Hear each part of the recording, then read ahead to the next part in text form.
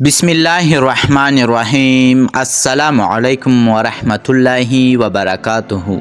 दुनिया का अजीम फातिह सिकंदर आज़म जो सिर्फ 28 साल की उम्र में दुनिया की सबसे बड़ी सुल्तनत खड़े करने वाला नौजवान बादशाह था।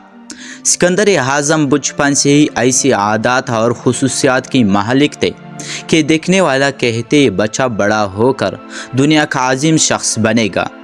एक दफ़ा सिकंदर आज़म ने महल से दूर एक बड़ा सा खेमा बनवाया था। सिकंदर आज़म अपना ज़्यादातर वक्त इसमें गुजारता था। एक दफ़ा किसी ने सिकंदर आज़म से सवाल किया, हुजूर आपका इतना बड़ा महल है, आपने अपने महल से दूर एक खेमा बनाया हुआ है, ज़्यादातर वक्त महल में गुजारने की बजाय इस खेमे पर ही गुजारते हैं। सिकंदर आज़म हंसने लगा और कहा, मैंने ये खेमा इसलिए यहाँ तामीर करवाया है क्योंकि मेरे महल में गरीब और मज़दूर आदमी आने से कतराते हैं, इसलिए मैंने ये खेमा यहाँ तामीर करवाया है कि कोई भी मेरी सुल्तनत का आदमी मेरे साथ बात करने में ज़रा सा भी हचकचाहट महसूस ना करे और इसको मुझ तक पहुँचने में कोई भी दुश्वारी ना हो, और मेरे इस फैसले से मेरी रियाया बहुत खुश हुई है। दोस्तों, एक दिन सिकंदर आज़म खेमे में बैठा हुआ था कि एक वज़ीर सिकंदर के पास आया और सिकंदर आज़म को बताया कि बादशाह सलामत, हमारी सुल्तानत की एक छोटी सी गाहों में एक बहुत बड़ा मसला पैदा हो गया है। सिकंदर आज़म ने पूछा कि बताओ कौन सा मसला पेश आ गया। दोस्तों, वज़ीर ने कहा कि बादशाह सलामत, जब इस गाहों में किसी जवान की शादी होती है तो सुहाग रात को यही दूल्हा दुल्हन को तलाक देता है। इस बात का राज अभी तक नहीं पता चला कि तलाक देने की वजह क्या है। ये सुनकर सिकंदर आज़म ने कहा कि एक या दो की तलाक होना शायद इत्तेफाक की बात होती, लेकिन अब मामूल बन गया है, तो ये कोई इंतफाक नहीं। इसके बाद सिकंदर आज़म ने अपने अक्लमंद वज़ीर को इस गाहों में भेजा कि जाकर पता लगाओ कि आखिर इस गाहों में क्या मसला है। इसके बाद वज़ीर अपने घोड़े पर सवार होकर इस गाहों में पहुंच गया। जब वज़ीर इस गाहों में पहुंचा तो इसने पूरी गाहों का चक्कर लगाया, लेकिन वज़ीर को कोई भी सुराख ना मिला।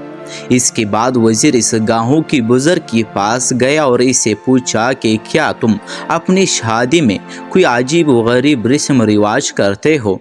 तो इस बुज़ुर्ग ने कहा कि हमारे दीन में रस्म व रिवाज शामिल नहीं है। जब वज़ीर को कोई और रास्ता ना मिला तो अपने सिपाहियों को साथ लेकर इस गाहों की तमाम शादीशुदा जवानों को पकड़कर बादशाह सलामत के पास ले गए और सिकंदर आज़म से अर्ज़ की कि हुजूर आप इनसे मालूम करें कि क्या आखिर शादी की पहली रात को उन्होंने अपनी बेहू को तलाक क्यों दी है।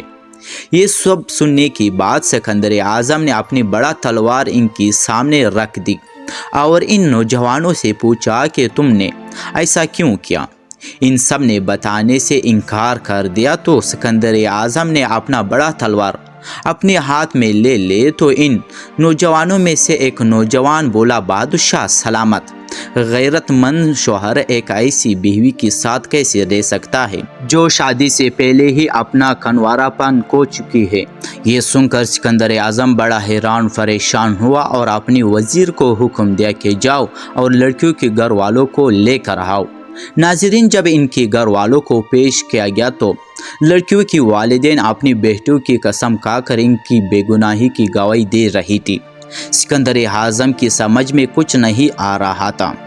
फिर सिकंदर आज़म ने वज़ीर को कहा कि बस तुम्हारा काम ये मालूम करना है कि आखिर इस गाँव में ऐसा क्या होता है कि इतनी पाकबाज और शरीफ लड़कियां शादी से पहले ही किसके साथ ज़िना करने के लिए तैयार हो जाती है। इसके बाद वज़ीर इस बुज़ुर्ग के पास गया और कहा, आप मुझे इस जगह पर ले जाए जहाँ तमाम गाँवों के लड़कों और लड़कियों की निकाह पढ़ाते हो। तो बुज़ुर्ग इसको एक सुनसान जगह पर ले गया, लेकिन इस जगह पहुँचने से पहले तमाम गाँव वालों को एक खुफिया गार से गुज़रना पड़ता था, जिसके दरमियान जाकर बिल्कुल अंधेरा हो जाता था। आखिरकार वज़ीर गार से निकलकर इस जगह पर पहुंच गया, मगर वहां पर भी वज़ीर को कोई सुराख ना मिला। پھر وزیر نے بزرگ سے کہا کہ تمہیں اس مجرم کو تلاش کرنے میں میری مدد کرنی ہوگی۔ بزرگ نے کہا میں کیسے آپ کی مدد کر سکتا ہوں؟ وزیر نے کہا کہ تم گاہوں میں ایک دلہا اور دلہن کو تیار کرو اور ان کی شادی کرانے کے بعد اس کی ڈولی میں دلہن کی جگہ بیٹھ جاؤں گا۔ جب ڈولی گھر پہنچے گی تو اس کی بعد میں سب کے سامنے آؤں گا۔ پہلے تو بزرگ حیران اور پریشان ہوا، لیکن اسے وزیر کی بات ماننی پڑی۔ ناظرین، جب ڈولی اٹھنے لگی تو وزیر دلہن کا لباس پہن کر بیٹھ گیا۔ جب ڈولی اس گھر کی درمیان سے گزری تو اچانک اندھیرا چھا گیا اور 3 خطرناک شکل آدمی سامنے آئے، جن کو دیکھ کر ڈولی اٹھانے والے نوجوان وہاں سے ڈر کر بھاگ گئے۔ انہوں نے ڈولی کا دروازہ کھولا اور وزیر کو باہر نکالا، لیکن وزیر لڑکیوں کے لباس میں تھا اور دلہن کی طرح منہ پر دوپٹہ ڈالا ہوا تھا۔ جیسے ہی انہوں نے وزیر کے منہ سے کپڑا اتارا تو وزیر کو دیکھ کر ان کے پیروں تلے زمین نکل گئی اور وزیر نے اپنی تلوار نکالی اور ان کو وہی ڈھیر کر دیا، لیکن وہ ان کے سردار کو پکڑ کر سکندر اعظم کے پاس لے آیا۔ جب اس سردار کو سکندر اعظم کے سامنے حاضر کیا گیا تو سکندر اعظم نے اس سے سوال کیا، کیا تم وہی ملہوم ہو جو گاہوں کی تمام لڑکیوں کو عزت کے ساتھ کھیلتا تھا؟ تو اس نے کہا ہاں بالکل میں ہی تھا۔ تو سکندر اعظم نے کہا کہ اس گندگی کے پیچھے کیا وجہ ہے؟ تو اس نے کہا کہ بادشاہ سلامت، میں بھی اس گاہوں کا ہی نوجوان ہوں۔ ایک دفعہ میں اپنی بیوی کو چھوڑ کر باہر کاروبار کے سلسلے میں چلا گیا اور پیچھے میری بیوی کو اکیلا چھوڑ کر اس گاہوں کی لڑکوں نے میری بیوی کے ساتھ زیادتی کی۔ جب میں واپس آیا تو میری بیوی خودکشی کر چکی تھی۔ پھر اس بات کا ثبوت کاغذ پر میری بیوی نے لکھ دیا تھا۔ میں نے بھی اس دن سے ٹھان لیا کہ میں اس گاہوں کی کسی بھی لڑکی کو کنوارا نہیں رہنے دوں گا۔ سکندر اعظم نے کہا تمہاری بات ٹھیک ہے، لیکن تم نے ان چند نوجوانوں کی سزا پوری گاہوں والوں کو کیوں دیتے ہوئے؟ اگر تم نے انصاف لینے کے لیے میرے پاس آتے تو ضرور انصاف مل جاتا۔